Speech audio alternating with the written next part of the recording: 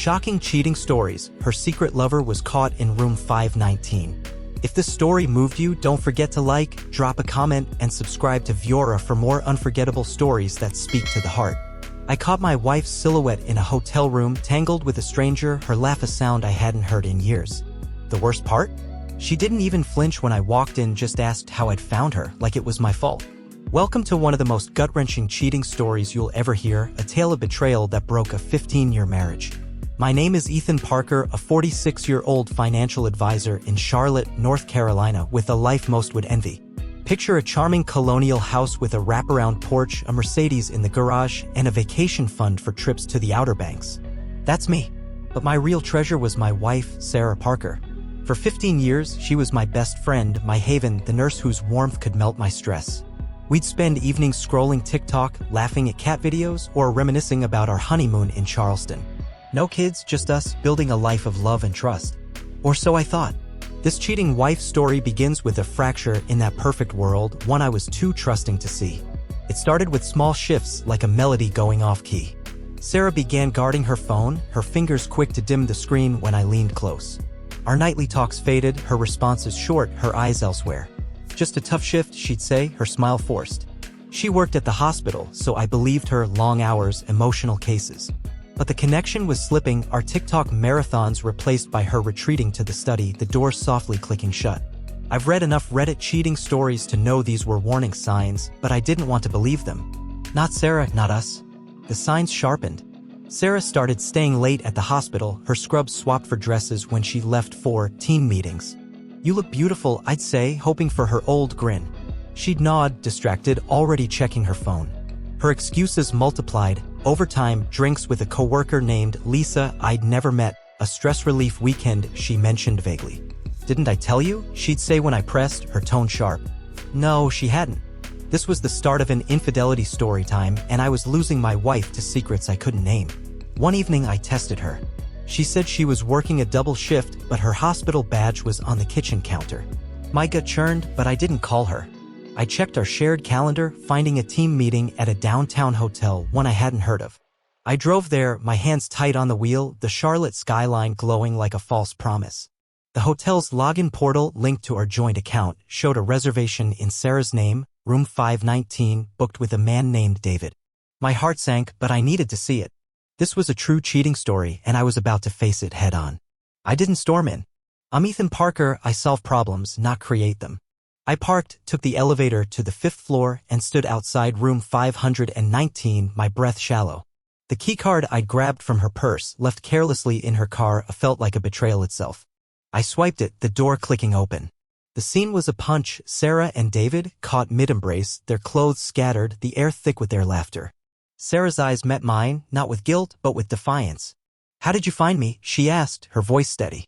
David, a graying man in his 50s, stammered, "We all make mistakes." I didn't yell. I didn't cry.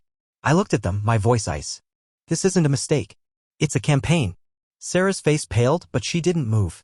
This was a cheating wife-caught moment, and it shattered everything. I didn't stay. I pulled out my phone, snapped a photo of them, the flash catching their stunned faces. "I've got everything," I said, my tone calm but lethal.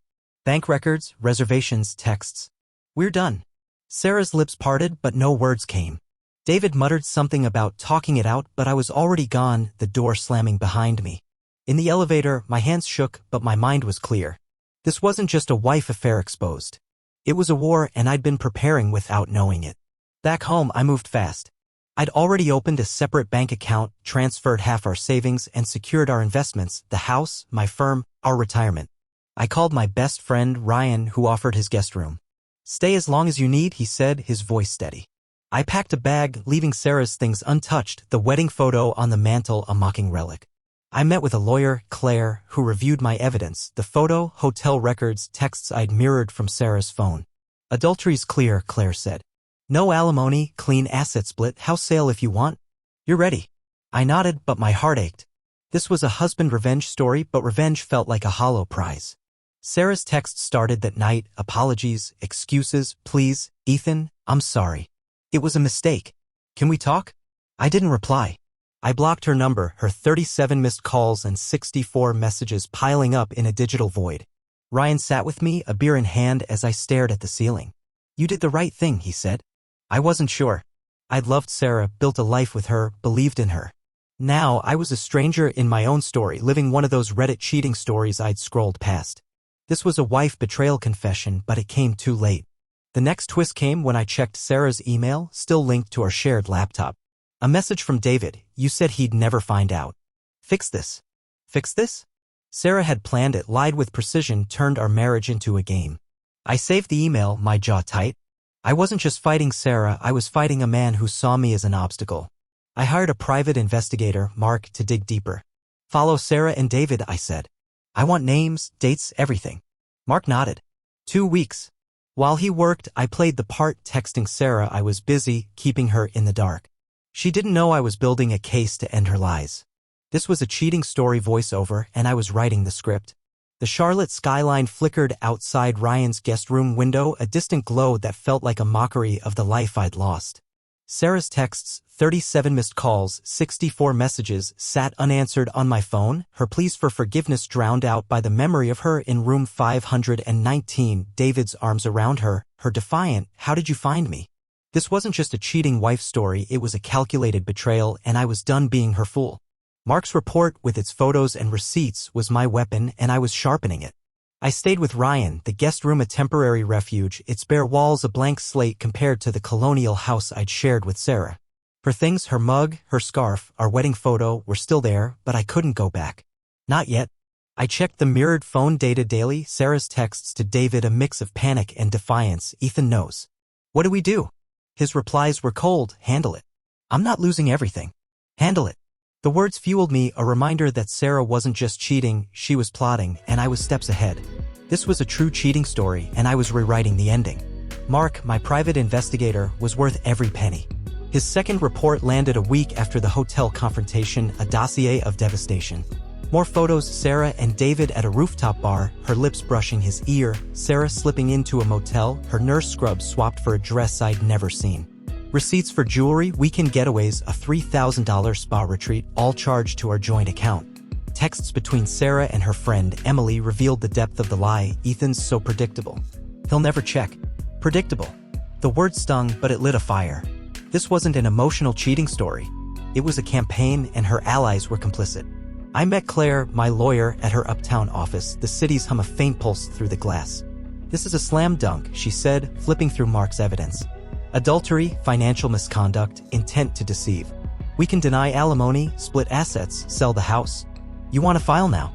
I thought of Sarah's laugh, our TikTok nights, the life I'd believed in. Not yet, I said. I want her to feel the ground shift. Claire's eyes gleamed. Cold, but smart. Keep building. We'll crush her. I left, the dossier heavy in my bag, my heart heavier. This was a husband revenge story, but revenge was a bitter pill. Sarah's lies grew desperate. She called Ryan's phone, leaving voicemails I didn't answer. Ethan, please, it was a mistake. I love you. I mirrored her phone, catching her texts to Emily. He's not responding. I'm screwed. Emily's reply was brutal. You should have been careful. David's not worth it. Not worth it. The irony burned. Sarah had traded our marriage for a man even her friend dismissed. I saved the texts, my jaw tight. This was a wife affair exposed, and I was peeling back every layer. I tested Sarah indirectly, texting her about a bank issue with our joint account. Her reply was frantic. What issue? Everything's fine. I didn't respond, letting her stew. I'd frozen the account, rerouting funds to a trust Claire had set up. Sarah's credit cards would decline soon, her lifestyle, built on my trust, crumbling. Mark's report confirmed she was still seeing David. Their meetings sloppier, their arguments louder. A photo showed them outside a diner. Sarah's face red, David's hands raised. I almost pitied her. Almost. This was a cheating wife caught moment, and she was unraveling. The next twist came from Ryan. We were grilling steaks in his backyard. The Charlotte air thick with summer heat. When he hesitated, beer in hand. Ethan, I heard something, he said, his voice low. Sarah's been talking to Emily about starting over with David. They're planning to move in together. My stomach dropped, but I kept my face neutral. Let them try, I said, but inside, I was reeling. Starting over? With the man she'd betrayed me for, using money she'd siphoned from our life? This was a toxic relationship story, and I was done funding it. I struck back quietly. I tipped off David's employer, a hospital admin, about his personal conduct, attaching a photo of him with Sarah. By the next day, he was under review, his smug grin fading. I sent Emily a discreet message, posing as a concerned friend, with a screenshot of Sarah's texts about cutting ties with her. Emily's reply to Sarah was instant. "You used me. We're done." Sarah's circle was shrinking, her allies turning. I moved our investments to a protected account, leased a storage unit for my personal assets, deeds, my dad's coin collection, our vacation home lease. Claire filed a motion to audit our joint finances, flagging Sarah's charges as suspect. "She'll feel this," Claire said. I nodded, but the victory felt empty. This was a revenge-cheating wife story, but I wasn't celebrating. Sarah's desperation peaked. She showed up at Ryan's, her eyes red, her nurse scrubs rumpled. "Ethan, we need to talk," she said, her voice shaking. I stood in the doorway, arms crossed, the camera in my pocket recording. "About what?" I asked, my tone cold. "Room 519? David? Or the $3,000 necklace?" Her face paled, her hands trembling. "It was a mistake," she stammered. "I was lonely. Lonely." The word was a knife, but I didn't flinch. "You planned it," I said, stepping back. "I've got everything, photos, texts, receipts. Sign the divorce papers when they come." She sobbed, reaching for me, but I closed the door, her cries muffled by the wood. This was a wife-cheating confession, but it came too late. Mark's next report was a bombshell. David wasn't just cheating with Sarah. He had another woman, a coworker, their texts overlapping with Sarah's. I forwarded it to Claire, who added it to the case. Proof of Sarah's role in a pattern of deception. I leaked the coworker's texts to David's wife, a quiet woman I'd met at a hospital gala. She filed for divorce, cutting David off, his world collapsing. Sarah's texts to him grew frantic. "You said you'd leave her." His reply was curt. "You're on your own." I smiled, bitter. This was a caught cheating on camera moment, and Sarah was alone in the wreckage. The internet started buzzing. A local gossip blog posted about a nurse's hotel scandal, not naming Sarah but close enough. Reddit threads exploded with cheating stories. Users speculating, "Bet the husband's got a lawyer on speed dial." I didn't engage, but the noise grew. Sarah's colleagues whispering, her friends pulling away. Emily went silent, her social media dark. Sarah's life was fraying, and I was the architect. This was a cheating wife Reddit post, and the world was watching. The climax hit when Claire called. "Sarah's lawyer wants to settle," she said. "She's claiming emotional neglect, but we've got her on adultery and fraud. No alimony, house sale, clean split. You in?" I stared at the Charlotte skyline, the city I'd built my life in, now a battlefield. "Do it," I said.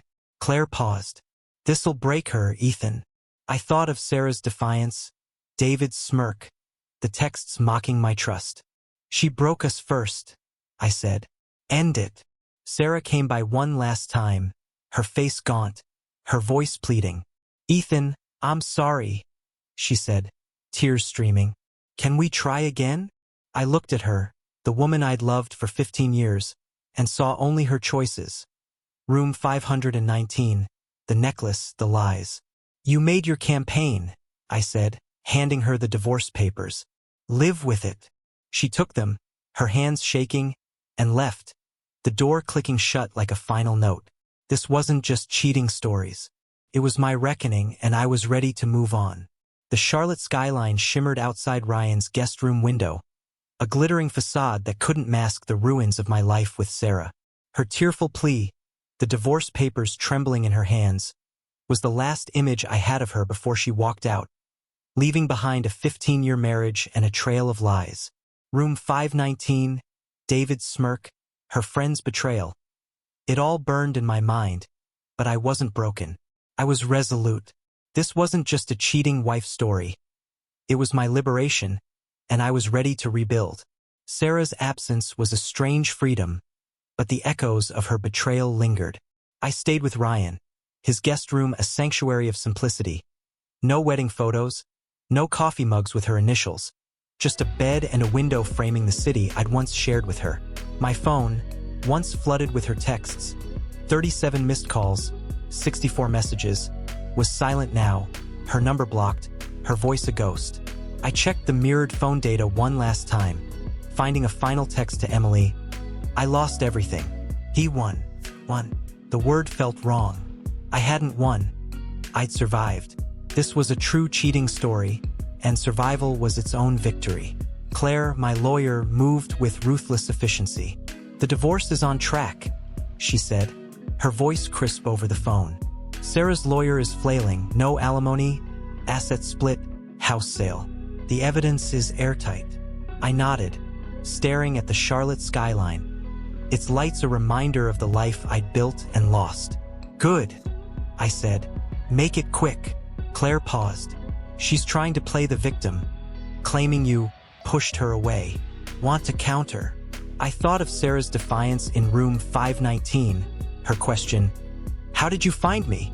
Like I was the intruder. Let her try, I said. The truth speaks for itself.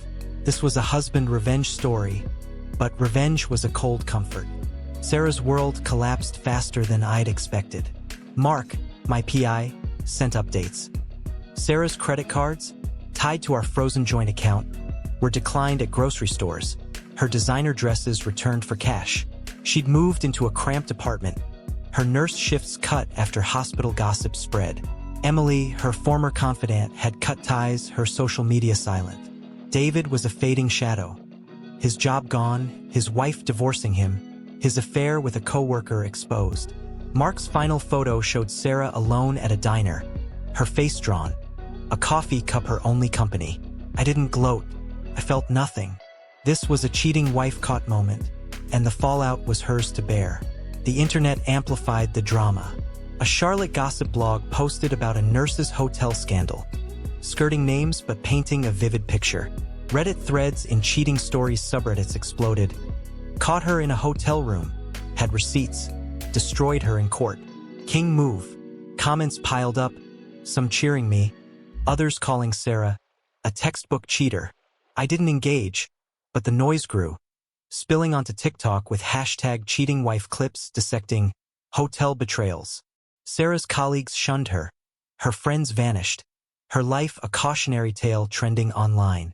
This was a wife affair exposed, and the world was her judge. I dismantled our shared life with precision. The colonial house went on the market, its wraparound porch and mountain views a painful reminder of better days. I moved my assets, retirement fund, vacation home lease, Dad's coin collection, to a trust Claire secured. I traded the Mercedes for a practical SUV, shedding the flash of our old life. Claire filed a motion to audit Sarah's spending, flagging the $3,000 necklace and spa retreats as fraudulent. She'll owe restitution, Claire said. I nodded, but the money didn't matter. I wanted closure, not vengeance. This was a divorce after cheating, and I was closing the book. Sarah's last attempt at redemption was desperate. She showed up at Ryan's, her eyes hollow, her nurse scrubs loose on her frame. Ethan, I'm sorry, she said, her voice cracking. I was wrong. Can we talk? I stood in the doorway, the camera in my pocket recording, Ryan's dog barking in the background. Talk, I said, my voice steady. You talked in room 519. You talked to David, to Emily. You're out of words. Her tears fell, but I didn't soften. I handed her a copy of the divorce papers, Claire's signature bold. Sign them. Move on. She clutched the papers, sobbing, but I closed the door, her cries fading into the Charlotte night. This was a wife betrayal confession, but it couldn't undo her choices. The divorce hearing was clinical. Sarah's lawyer tried to paint her as emotionally abandoned, but Claire dismantled it. The photo from room 519, the texts, the receipts, David's other affair, each piece was a nail in her case. The judge ruled in my favor. No alimony, assets split, house sold. Sarah got half the proceeds, enough for her apartment but nothing more. No retirement fund, no vacation home, no future with me. She left the courtroom, her head down, no glance back. I felt no triumph, only relief. This was a cheating wife Reddit post, and I'd written the ending. Sarah's life unraveled further. She posted a tearful Instagram video, claiming she'd lost herself and begging for forgiveness. The comments were merciless. Classic cheating stories excuse. You got what you deserved. Her followers dropped. Her hospital job became part-time. Her social circle evaporated. David vanished, his other affair consuming him, his wife's divorce leaving him broke. Emily, once Sarah's ally, moved away. Her role in the lies a stain she couldn't erase. Sarah was alone, a ghost of the woman I'd loved. This was a caught her cheating reaction, and the consequences were hers alone. I could have stopped there, my assets secure, my freedom won. But the victory was hollow. I'd lost 15 years, a home, a love I'd believed in. Ryan sat with me one night, the city lights dim outside. You're free now, he said, handing me a beer. Free. The word felt foreign, but I clung to it. I started therapy. A quiet woman named Rachel who helped me unpack the pain. You didn't just lose Sarah, she said. You lost trust. That's the real work. I nodded, my throat tight. This wasn't a toxic relationship story anymore. It was a journey, and I was taking the first steps. I rebuilt slowly. I moved into a downtown loft, its clean lines a fresh start. I took up running, the Charlotte streets my therapy, each mile a release. I read philosophy, novels, anything to quiet the noise. Meditation came next. Mornings spent breathing in silence, letting go of Sarah's shadow. The house sold, the proceeds split, my half funding a new life. I kept working, my financial firm thriving, but I worked less, valuing time over money. This was a cheating story voiceover, but the voice was mine, steady and sure. One evening, at a local bookstore, I met Claire. Not my lawyer, but a new Claire, a teacher with warm eyes and a gentle laugh. We talked over coffee, her stories of students grounding me, her kindness a balm. You seem like you've been through something, she said, her hand brushing mine. I smiled, something I hadn't done in months. Yeah, a cheating wife story, straight out of Reddit. She laughed, not pressing, and we kept talking about books, life, the city. It wasn't love, not yet, but it was real, a connection built on honesty, not promises. I looked at her, the bookstore's soft light framing her face, and felt a flicker of hope. The scars remained. Sarah's defiance, David's smirk, the hotel room's silence. I'd walked away, rebuilt, found peace, but the cost was heavy. Was I right to cut her off, to let her fall without a word? Or did I lose something in my silence? Compassion, closure, the man I used to be? Trust is earned, not owed, Rachel had said in therapy, and I'd earned mine. But the question lingered. Had I protected my heart or hardened it? If this story broke your heart, hit that like button, share your thoughts below, and subscribe to Viora for more raw, real dramas. Did I do the right thing by staying silent? Or should I have given Sarah a chance to explain? Tell me in the comments, and let's keep the conversation alive.